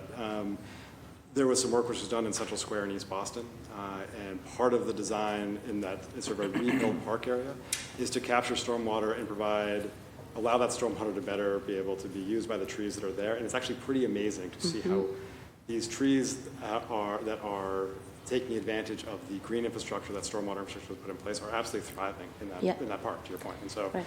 See, I know, you see, for those folks who are tuning in, I know a little bit about environment. I'm just looking at the camera. I'm not sure where the camera angle is, but wherever it is, I know about environment a little bit here. I've been here for 4 years. Shoot.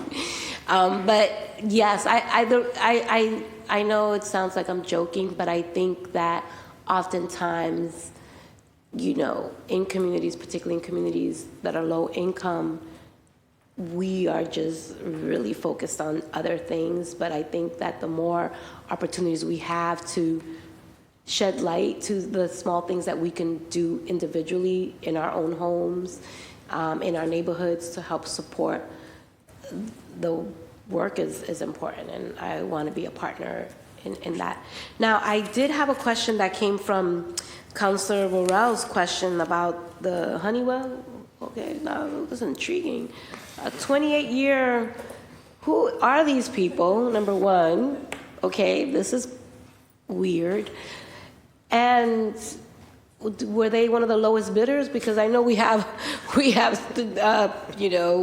rules and regulations around procurement. Okay, so explain yourself, please. That's a good question, Counselor. Happy to get back to you with more information.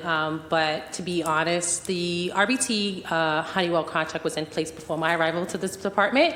I've been managing this contract for over 2 years now. Who are they, though? Do you know them? Oh, do I know them? Yeah. I'm sorry, I'm like looking like, where did that voice come from? I'm very familiar with them. We meet in person. Where are they? So they're all over. When we meet with them, they do fly in. Oh, they're not even from Massachusetts. No, so they're local. Some of them are local, yeah. Some of them fly in. How many of them are local? So if I, sorry, Ty, why don't I just take Why don't somebody a step back? explain to me who these people are? Yes. We'll definitely get back to you with just sort of a written description of the program, but let me do my best to talk about it a little bit verbally here. So Honeywell is the vendor for a program that started several years ago called Renew Boston Trust, or RBT. So you'll hear us use those different words. It's the city's program under a quite highly regulated state contracting system for energy services companies, where a lot of the work is executed and pays itself back with energy savings. So from the lights in this chamber to many other energy projects that you've seen in public facilities over the years, they've all been executed through the Renew Boston Trust with Honeywell as a vendor that has done, from my opinion, also, only a few weeks in this role, but with remarkable results in terms of energy savings, millions over years. It was really But 28 years? Like, that's a lifetime commitment to one we'll get back to you on the length Is of that that normal? contract. Why don't we get back to you on the length Yeah, of that contract? I'm not trying to be funny. Like, I feel like, for people who have, like, commitment issues, like, a 28-year commitment to one vendor is a lot, and I'm just curious, how do we manage to broker such a sweet deal like that? And I'm glad that you asked the question, because I think these are the sort of things that we only discover when we're asking and trying to dig a little bit deeper. And how many millions is it?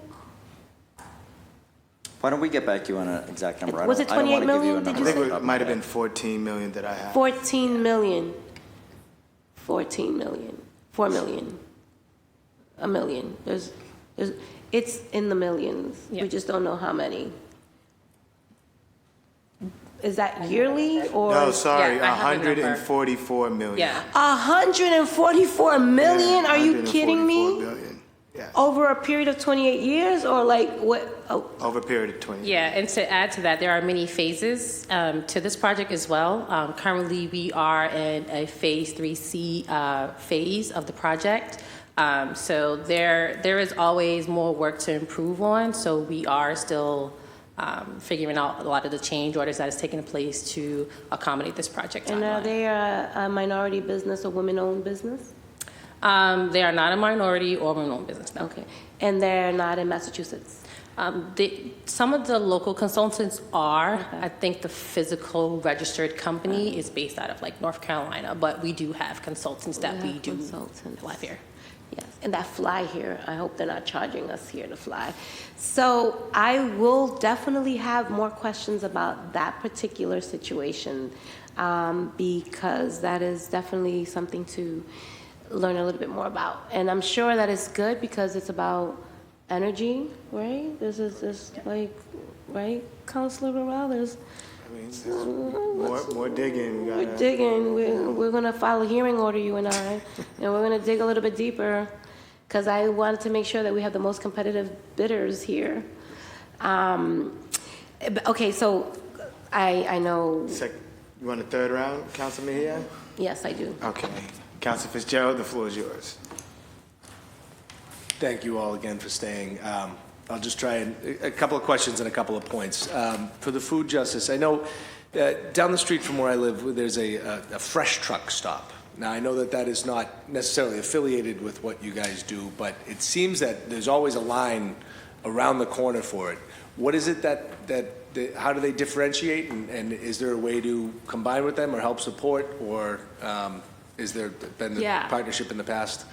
Yeah, we have partnered with them in the past. So Fresh Truck is a nonprofit. They used to be About Fresh that had multiple components. Now they're on their own thing. So they, it's an opportunity for folks to be able to purchase fresh produce with SNAP if they're SNAP participants. And they tend to, ensure that they have the lowest, their model, right? They don't have a brick and mortar except for their storage. They just got a refrigerator. I went to see it. Like, they're very excited.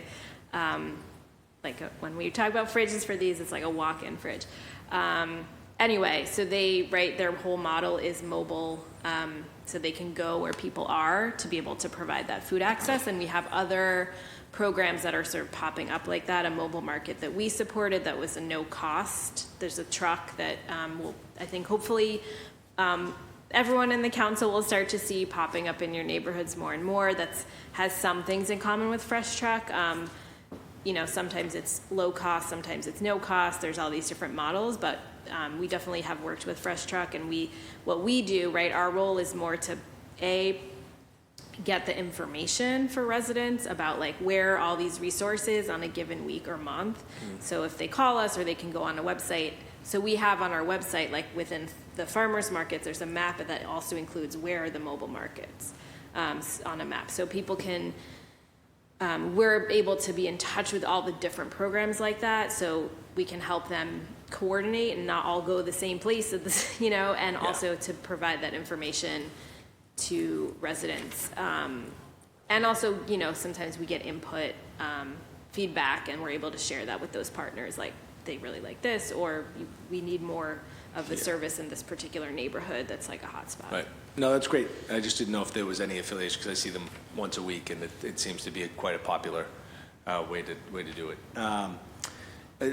Back to sort of the 3 steps of the action plan, I was just thinking about it. And with decarbonization, are we tracking any way that it may be affecting development in terms of, because I know that it's current buildings, but it's also future buildings, right? And I know that is an added cost. It's a very important thing to do.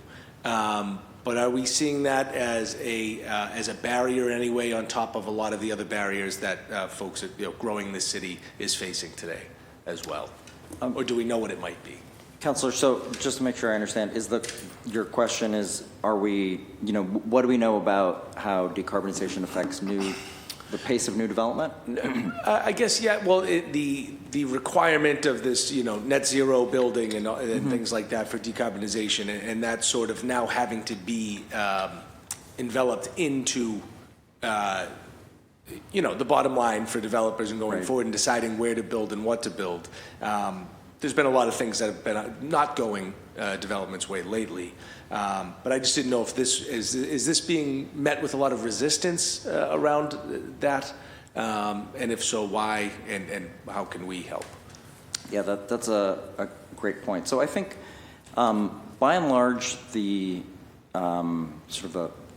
biggest thing that has changed in the last year that relates to new development is the stretch code, which the city adopted, but it's a state stretch code for energy, which requires new development to be very efficient, and there's ability to be either fully fossil fuel free, or if you're going to use fossil fuels, to basically have all of the infrastructure in place to become an all-electric building and to produce energy on site. So there's been a lot of research that shows that in many building types, the cost increase is actually marginal, and in fact, the right way to capture the savings is actually, or the best place to implement this is in new buildings, as opposed to retrofitting old buildings, which were never designed in many cases to be fossil fuel free. So what I will say is that it's not totally simple to characterize like, yes, everyone loves it, no, everyone hates it, and that's not what you're implying. But I will say that in the development community, the stretch code, the fact that it is a state code, really provides a lot of reliability and consistency. It's something that exists in a lot of markets in the area, which are some of the things that make it easier to implement. And prior to it going into effect, my understanding is that the BPDA was already starting to see projects that were submitting already in compliance ahead of the code because they were just baking it into what they were doing. Right. So of course, there's so much that goes into financing and putting together a project. I can't speak on behalf of the experts in BPDA about that, but what I will say is that we've, in Massachusetts and in Boston, done a good job of mainstreaming what it is to build new net zero buildings, and that we're seeing that be factored in. Thank you. And just lastly, on energy transition, I always like to take a sort of a blended approach to energy, right? Because we don't really know what the future holds, and if right, things being all electric, it's great for the pollution and for the earth, and we're all like absolutely. But I worry if we go too heavy dependent electrically. One, there's always talks about can the grid handle it, and we've got to make infrastructure updates so that it can. But two, if some unforeseen event that knocks electrical out, wouldn't it be? I feel like it's safer to have sort of we're a majority that, but if all goes wrong, there's a fail-safe of gas power or some other type of power that can back up folks and given. So I don't have a great example. It's just sort of the unknown, and where I try and take a blended approach to energy, I feel is perhaps a little bit more of a safer route just to cover our bases because we don't know what the future holds. But that's more of a comment. No, really, you guys don't have to respond to that. With that, my time is done, Chair. Thank you very much, and panel, thank you very much for your time. Thank you. Councilor Mejia, the floor is yours. Thank you. And I'm sorry, but I'm going to go back to the Honeywell situation. I'm curious, you said it's been for a few years that we entered into this contract with them? No, we have been in contract since 2017 with Honeywell. Okay, and it's for 28 years? Yes. And do you have a way of evaluating the products and services, and can you get out of the contract? Like, what does, Yeah, so I'm happy to follow up on this, but we do meet with Honeywell occasionally, and like more than about, I want to say more than twice throughout the month to ensure that we're on the correct timeline. But I'm happy to expand on any other questions that I can help follow up on this project and timeline as well. I appreciate that, thank you. Yeah. Now, we haven't had, I know. No, it's fine, I'm listening. Because I use these moments as educational, right? Because at least the people that I mainly organize and work with, these are not conversations that we have every day. So when I have experts or when I have people who are living, who are doing this work, I like to take advantage of making sure that everybody's learning here alongside me. So sorry. No, don't be sorry. In the Environment Department, do you have a budget for community engagement and education? How much is it? For community engagement, we currently have $7,700 allocated for community engagement. So that is 7,700 Yes. or 77,000? No, 7,700. And to add one thing that please goes right, we also have a full-time engagement person within the department itself, as well as an engagement person within the cabinet who is providing coordinating support for engagement and outreach across all the activities. And then, in addition to sort of those specific roles in all of our sort of planning efforts, engagement sort of baked into planning around a coastal resilience project, for example, or work around some of the energy transformation work. All right. I don't know how I feel about $7,700 for community engagement. While I do appreciate the staffing, I do think that when it comes to education and engagement, particularly in communities, low-income communities who really could benefit from this, I think that there's a gap there. I feel like you can increase that a little bit, just a little bit. Maybe take some money from Honeywell. I'm just joking. Okay, let me leave Honeywell. Well, probably they're one of my cousins and I don't even know this. No, oops, just joking. But so going back to the education piece, right? Because I think that's the most important piece for me, having worked with so many immigrant-owned businesses. And I'm going to go back to the flooding example, that we were able to turn these businesses into environmental justice warriors as soon as we started making the connection with them. So, you know, Chris, I really would love to figure out how we can partner up with Chief Irugu's camp, yours, just because I feel like there's such an amazing opportunity there to bring in more people into this conversation. Agreed. Chief Irugu and I actually connected this morning following our conversation yesterday. So we are, anyway, happy to figure out how to loop you in. There's a lot of the work specific to your questions yesterday are sort of involve Boston Water and Sewer, so we want to make sure that we're bringing them into that conversation as well. So happy to set up some time. And Yeah, please. I would like to be involved in that conversation because at the end of the day, Boston Water and Sewer is a quasi. We can't just be like, oh, that's them. No, we have some oversight around them, and they also have caused a lot of financial hardships for some businesses on Blue Hill Ave. About some pipes that are being replaced, and I don't know if that's because of the environment too. Do you know? I don't know the specifics of that one, but happy to connect with you and happy to connect with them to follow up. Okay, all right. And so, who was the new? Are you the new Mariama? No. So for 6 weeks, I am playing as a bridge of support between Reverend Mariama and Brian Sweat. So Brian will be the new. Is Brian the one that's been on the news? Is that the guy that they kept talking about? Is that the new? There was a news article that kept talking about some guy that, was that you, Oliver? It could certainly have either been Oliver or it could have been Brian. Okay, it was somebody, because the news was buzzing about the new guy that came on board. That'll almost certainly be Brian. Okay, Brian, all right, so he's not here yet, all right. I look forward to meeting him. He's a celebrity. All right, food justice. Let's go.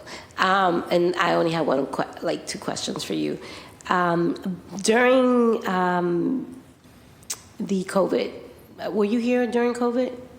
Okay, so how long have you been here? So I'm a little under 2 years. So I started July 2022. Okay. All right. So we created a program in my office called the Bodega Project, because we realized that in terms of having access to culturally competent foods, a lot of folks were during COVID hoping and praying that the food pantry, the food bank was going to have plátanos and aceite and all the things, sazón, all the things that we know how to work with. And so we created an initiative specifically designed to help support the local bodegas, like corner stores, so that they can so that people can get like vouchers to go and do food shopping right in their neighborhoods so that they can have culturally competent food. I'm curious, as you continue to think about your food justice strategy, how are you thinking about incorporating local bodegas and neighborhood convenience stores into that conversation? Yes, and thank you for that work. I think that it created a lot of positive energy for work that we continue to do, and hopefully we can keep working together in that regard and others. So around the same time as that, our Double Up Food Bucks program, which has been primarily with corner stores in East Boston, Roxbury, Mattapan, was able to get a federal grant in 2021. And so I think that is one strategy where we are able to bring both city and federal resources to the community to be able to folks who are paying with SNAP to be able to get, buy the food that they want. That all the stores that we're working with, I would say, are immigrant owned and are representative. And we have worked with 2 of the stores also to have them partner with urban farms to source some of the food. Anyway, so we're in the process of expanding that to more stores because of the federal funding. We now have actually a program manager, which we didn't have, to be able to expand that. We have resources to be able to bring more stores on board and do more promotion of that program over the next year and a half.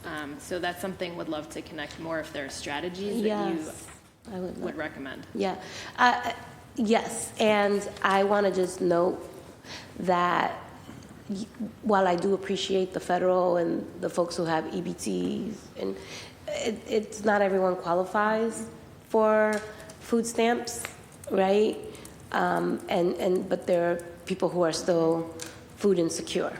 Yep. And that, I just want to name that as something that we need to really be super mindful of as we continue to have these conversations, especially during budget season, because there are a lot of people who we are leaving out of these conversations because sometimes people qualify, you know, based on their status or if they are single or they're, you know, there's a lot of parameters in which people get services and some don't. And so I just want to make sure that we are like being as inclusive as all different types of people's experiences, so that we can really get a handle on the food insecurity. The reason why I really like the Bodega Project, because we didn't ask people anything other than what their need was, and everyone got $100, and they were able to go to that local bodega and get whatever they wanted. And it wasn't just like only fruits and vegetables. Like if you want to buy potato chips, that's what it looks like when you're able to shop with dignity. It's like we're not controlling people, because that's the other part of like government is like we like to say, oh, okay, you know, you can't afford to eat lobster, or you're gonna get. I just want to name that. I just think that there's some programs that are great, but then there's some programs that come with a lot of restrictions and that do not allow people to shop with dignity. And I think we could explore different ways to make it more dignified. And I'll end with, I really do appreciate the fact that you all actually answered all of my crazy questions, but I do appreciate it. And it's both for my learning and also because people do follow us on social media, and I think I want people to recognize that these conversations do impact them, and this is what it looks like, and that we should be having these conversations in our living rooms. Like, we should not just be talking about, you know, violence, because, you know, we didn't get to talk much about violence, but violence is part of the environment conversation, right? We want more open spaces, but people don't feel safe riding their bikes through open spaces, right? So like, I would love to see the city really start being more holistic in their climate justice conversation in ways that really help people see themselves connected to it. That is my goal. And that is all for me. Thank you, Chair. Thank you, Councilman Mejia. I just have a few follow-up questions. One around the storm management fee. Yep. How long have we been charging that? Because my understanding is that has been part of the bill. I think why people, because now it's been like itemized out. That's what I've been told. I don't know if that's true or not, but. Yeah, sorry, Chair. Yes, that is correct, and I'll explain a little bit more by saying that right now prior to, I believe, April, the bills always had, you know, water and sewer, and what was in sewer was stormwater and wastewater. So in a sense, that is exactly correct, that sewer is now broken down into stormwater and wastewater. So you have water, stormwater, and wastewater as the three components of the bill. The thing that makes it, you know, a little more complicated than just, you know, they cut that sewer part into pieces, is that there is a methodology, as my understanding. Boston Water and Sewer Commission has a methodology for determining stormwater. So that's what makes some of the bills go a little bit up and some of them go a little bit down. But essentially, all of that work in treating stormwater and managing stormwater had been taking place, will continue to take place. It's just now being accounted for more directly. Got it. And is the fees that we're collecting for, I know it's for capital improvements, right? But is there a goal? Like, are we trying to replace X amount of piping? And do we have that number that we're trying to place? Are we trying to set up, I don't know, a site, a facility to manage it? Like, are there capital improvements that we're trying to dedicate, the dollars to? And if so, how long would it take to get to those capital improvements? That's a great question, and I'm going to check in with Boston Water and Sewer Commission and get an answer for you on that. Okay. And my last question around planning, knowing that planning's in the city, and we're starting to build, new schools, new community centers. We heard Council Fitzgerald mention about, his coastline, the flooding that goes into District 3. When we're picking new sites, right, to build public buildings, what role does the environment department play? Are you guys saying, hey, well, hold on, stop, this is not a good idea until we build the coast resilience, or until we have, the stormwater management infrastructure in place? Like, what is your role when we're picking sites for new schools, community centers, senior centers, police departments, EMS stations, fire departments? What role do you guys play? I'm happy to start, and then, so I think there's a set of different things which we are considering. One is we are looking to cite, in general, we are looking to put in those district scale solutions that protect neighborhoods, including, to your point, all the public assets behind it. With buildings that we are building, we are also making sure that they are adhering to a degree of resilience from the threat of either coastal storms or increased stormwater. And then on top of sort of the work to ensure that the buildings are resilient, there's also a significant amount of work, with credit to the Environment Department team, Oliver and others, to make sure that the buildings we are building are as green as possible from the very beginning, so that their actual footprint their carbon footprint is as low as possible. I don't know if there's other things you'd add there.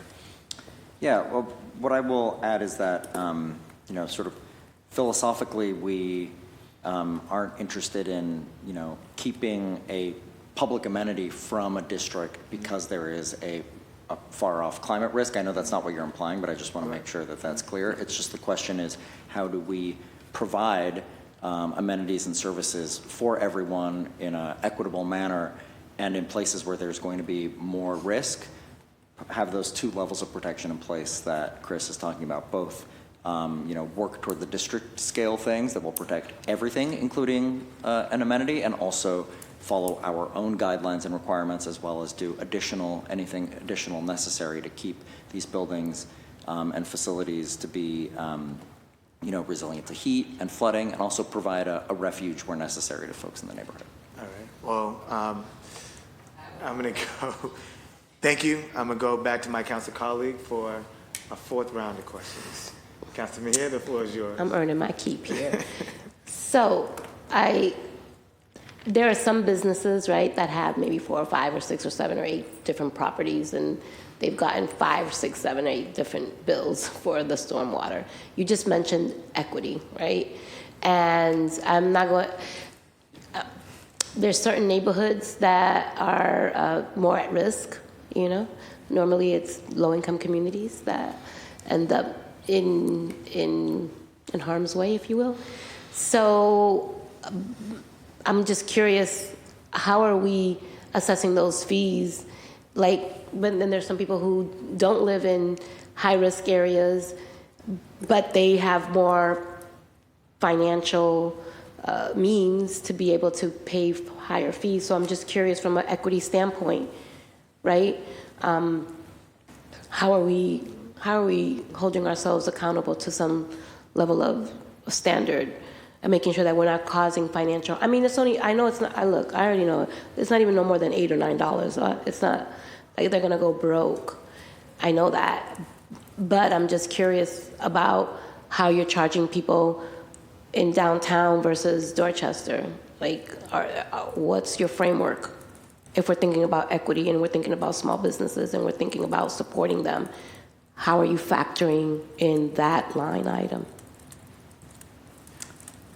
Well, what I will say, and I hope to answer your question at the heart of the question, which is about equity, but what I will say is that my understanding is that the stormwater fee administered by Boston Water and Sewer is really based off of not the level of protection that someone has, which I totally agree. Like, we live in a society where, if you have more resources, you can protect yourself disproportionately, and then that allows you to protect yourself even more and shield yourself from even more financial risk.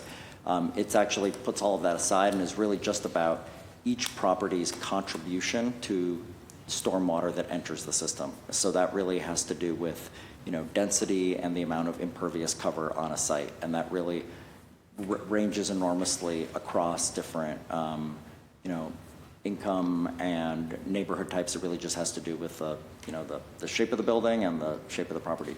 But what I will say is that to the heart of your question, my understanding again is that this is where really the program to allow different sorts of credits to be put on the bill. So for example, I know that the program allows you to get a credit that reduces your bill if you have an education program on stormwater, which is great. It's a sort of a low-cost way that you can reduce your Who does the burden on that. education? The property owner can sort of post information about stormwater, for example. That's a way to do it, is my understanding. Yeah. Oh, see, that's why these hearings are important, right? Because the more you know, the better you. Like, hey, you can you can just do a workshop or put a sign up, and you can These are things that I would have walked away here not knowing unless my colleague asked some really good questions that made me think about equity. And I think it is important for us to, as we continue to have these conversations, is I would love to do a landscape analysis about, the financial and also the impact, because I don't think that